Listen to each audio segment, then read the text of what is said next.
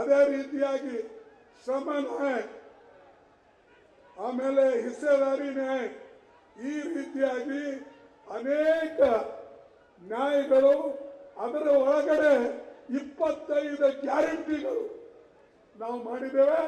ನಮ್ಮ ಸರ್ಕಾರ ಬಂತಂದ್ರೆ ಇದು 100ಕ್ಕೆ 100 ಯಾವ ರೀತಿಯ ಕರ್ನಾಟಕದಲ್ಲಿ ಇಂಪ್ಲಿಮೆಂಟ್ ಆಗಿದೆ ಹಾಗೆ ಅಖಿಲ ಭಾರತದಲ್ಲಿ, ನಮ್ಮ ಹಿಂದೂಸ್ತಾನದಲ್ಲಿ ನಾವು ನಮ್ಮ ರಾಹುಲ್ ಜಿ ಅವರ ನೇತೃತ್ವದಲ್ಲಿ ಮಾಡಿ ತೋರಿಸ್ತೇವೆ ಅಂತಕ್ಕಂಥ ಮಾತನ್ನ ನಾನು ಇವತ್ತು ಹೇಳಕ್ಕೆ ಇಲ್ಲಿ ನಿಂತಿದ್ದೀನಿ.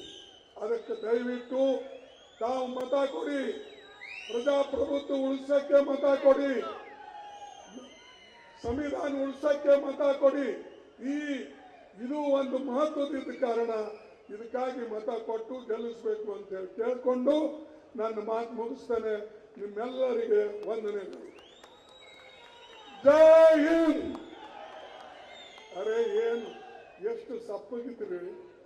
ಜೈ ಹಿಂದ್, ಜೈ ಹಿಂದ್, ಜೈ ಹಿಂದ್, ಜೈ ಕಾಂಗ್ರೆಸ್, ಜೈ ಕಾಂಗ್ರೆಸ್, ಜೈ ಕಾಂಗ್ರೆಸ್.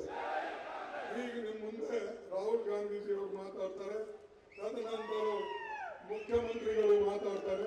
ದಯವಿಟ್ಟು ಕೇಳಬೇಕು ಅಂತ ಹೇಳಿ ನಾನು ನಿಮ್ಮೆಲ್ಲರಿಗೆ ಧನ್ಯವಾದಗಳನ್ನು ಹೇಳಿ ನನ್ನ ಮಾತು ಮುಗಿಸ್ತೇನೆ.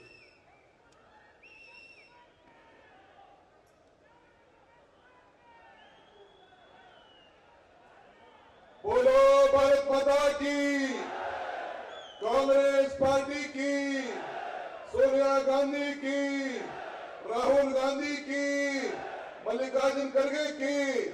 ಈಗ ತಮ್ಮನ್ನು ಉದ್ದೇಶಿಸಿ ನಮ್ಮ ಎಐಸಿಸಿಯ ಮಾಜಿ ಅಧ್ಯಕ್ಷರಾದಂತಹ ರಾಹುಲ್ ಗಾಂಧಿ ಅವರು ನಿಮ್ಗೋಸ್ಕರ ಇಡೀ ಕಾಶ್ಮೀರಿಂದ ಕನ್ಯಾಕುಮಾರಿವರೆಗೂ, ಕನ್ಯಾಕುಮಾರಿಯಿಂದ ಕಾಶ್ಮೀರವರೆಗೂ ಭಾರತ್ ಜೋಡೋ ಯಾತ್ರೆ ಮಾಡಿದಂತ ನಮ್ಮ ನಾಯಕರು ತಮ್ಮನ್ನು ಉದ್ದೇಶಿಸಿ ಮಾತಾಡ್ತಾರೆ.